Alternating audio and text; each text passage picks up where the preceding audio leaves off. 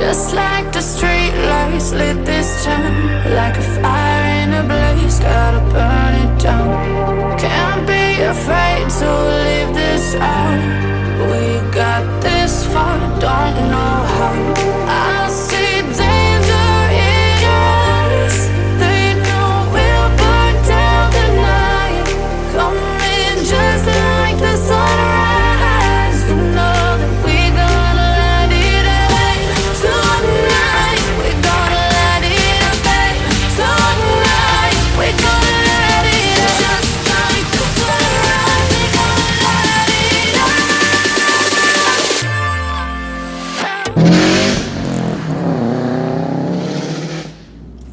Alright man, so here we are in the WRX and just hopping right into this car. First thing I realized, it's just so raw feeling. Like it's not, a luxury car or anything. It was never meant to be, but just automatically you just feel like you're in something special. Exactly, and that's what kind of drew me to this car, was that it's simple. I mean, a lot of people knock on Subaru interiors, and at least around this era, of them being a little bit less refined and whatnot. And for a daily driver, I mean, that's not ideal.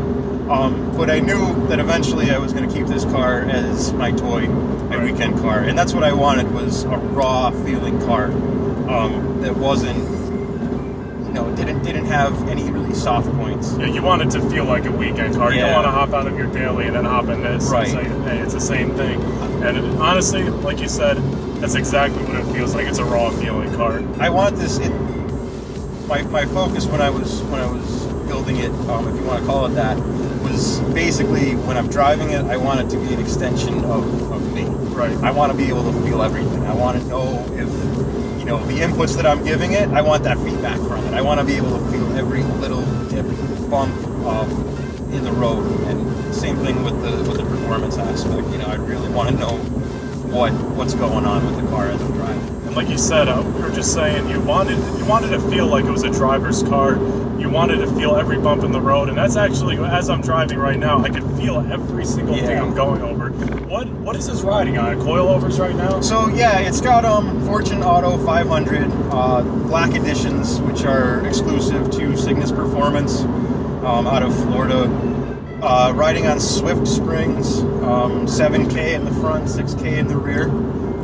Adjustable camber plates, front and rear as well. Also Super Pro roll center kit, Cusco anti-roll bars. I have an Oswald Performance rear trunk brace, which is, a lot of people call it a triangle brace. And Turn-In Concepts also makes, I'm not really sure how to pronounce it. It starts with a G, it's a bunch of letters. But they sit in the front fenders and kind of stiffen up the front. Okay. So between the coilovers and the body stiffening, you really get a planted feel. At no point do you really feel like the car is flexing a whole lot. Again, which is what I was after. It was just a really planted platform that I could have a lot of fun with. Yeah, and it feels right. It feels like you did it right. Definitely suspension-wise, you can tell by the looks of it that it's done right. Yeah. Nothing cut up, nothing jacked up, and it really looks good like that. And one thing that I didn't want to do was go overly stiff, right? So if you go too stiff with things, then the car just becomes a total rock, and it just bounces all over the place. The balance was really important to me as I was kind of putting parts on one by one. Balance, in my opinion, at least with this car, was key. Right. Alright man, so we just did that exhaust flip. What exhaust did you say you're running on this? It's a Cobb. It's a catback? Cobb catback, yeah, lost my train of thought there. NVIDIA catless downpipe. Nice. Which I was catted for a while, but with the bigger turbo and whatnot, I wanted to get the air in and out as fast as possible. Right.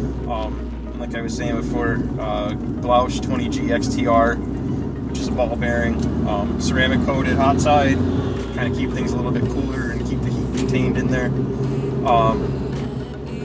ID 1050 injectors, IAG competition AOS, tile 38 millimeter external wastegate.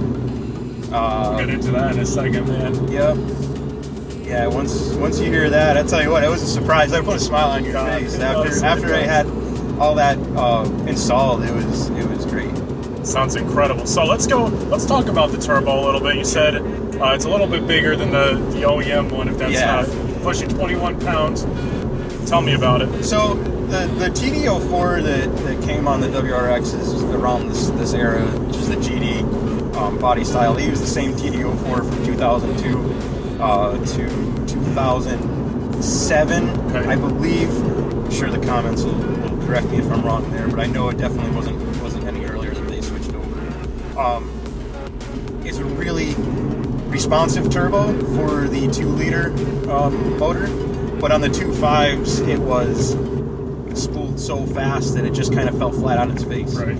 So it was great for kind of just cruising around and doing quick pulls, but after about 4,000 RPM, it just ran out of steam. Yeah. So obviously bigger turbos is the way to go with the turboed car.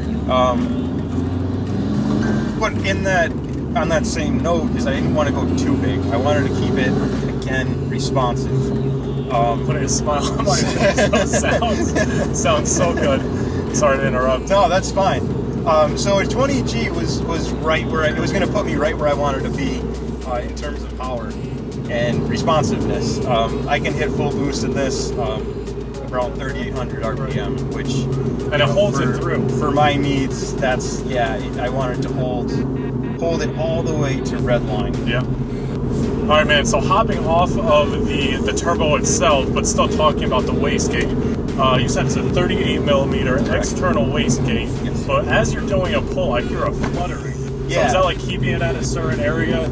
So the most understood theory is it's a combination of the 3-port boost solenoid, which Grimspeed or any common 3-port on the market uses a MAC valve, which is basically like a switched valve. Okay.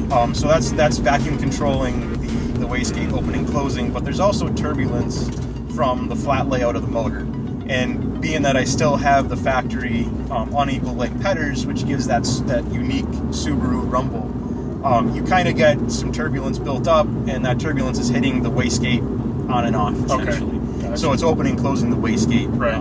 Which a lot of people don't like that flutter. It doesn't bother me. I don't know. I think it sounds, one, it's different. Yeah. But two, it's very aggressive sounding. So that flutter really kind of, in my mind, and I might kind of be half making this up to convince myself, but I much rather a flutter or a less desirable sound and know that my boost is being controlled reliably. It's maintained. Yeah, right. Yeah. And it certainly is loud. You know when that valve opens. Well, I tell you what, man, we're coming up on the snake here. I want to roll the windows down. I'm not going to go crazy on it, but maybe we can get some sound. But then I'm going to hand the car over to you. Sure. And you can really make all those beautiful sounds, do some pulls, put that 361 wheel horsepower to the ground, and we'll show everyone what it's all about. Absolutely. That sound. All right. I really hope that it does that sound justice. It sounds so good. It's so good. When I picked the car up from Area 1320 after they tuned it, smiles. Oh man, I got in it, and I got as soon as I got on like their driveway, like a couple 100-foot long dirt road. Or at least at the time it was. As soon as I got on pavement, I just went through the gears, and it was like I was laughing like, dude, I bet. I was insane. Like me, like a little girl back there, gosh, dude. It was fantastic. And it doesn't get old. That's the thing. No matter how many times I kick that gate open, sounds so good. We're on the snake here in an out car in front of us, so we're not going to do anything. Oh my god, that sounds incredible. Dude. So rocking through these back roads, in Pennsylvania back roads here, cars making incredible noises coming in and out of these windy turns. What are you running? A Cobb short ram air intake? Is that what it is? Got a Cobb short ram SF intake and a Perrin 2.4 turbo inlet hose. Car's hugging the corners, man. Woo. You know when that gate opens? Man, that sounds so good. It's actually louder than the car itself. Yes. Sounds so good. So good, dude. And with the Cobb turbo, or the Cobb catback exhaust, it's one of the quieter exhausts for this platform, and that was, again, intentional.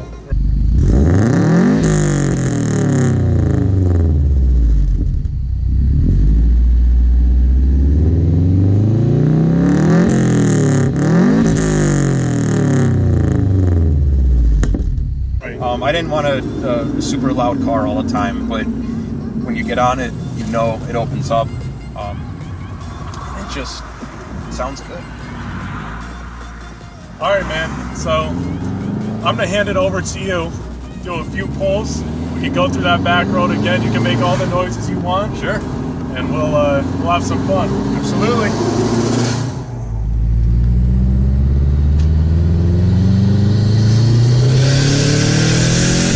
Sounds so good. Corners so well too.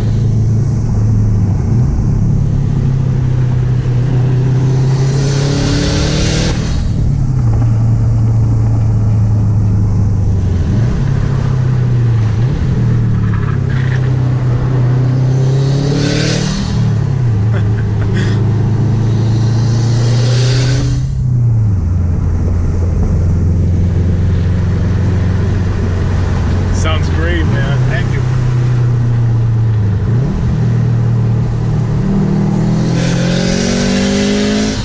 Screams. She is angry. She is. Hopefully we don't make her angry enough to She break is something. angry.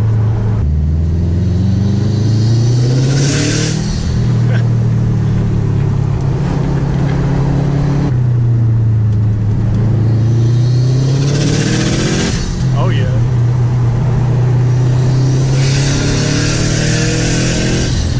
Beautiful. All right, guys, so there you have it. Dom bringing out his WRX. Such a fun car. Beautiful, well-built. Dom, thank you so much, man. Absolutely. I appreciate it. Thank you. Great time. Guys, thanks for tuning in into this episode. Make sure to comment your thoughts below and check out the next video coming out shortly. Have an awesome day, guys. Thanks again. See ya.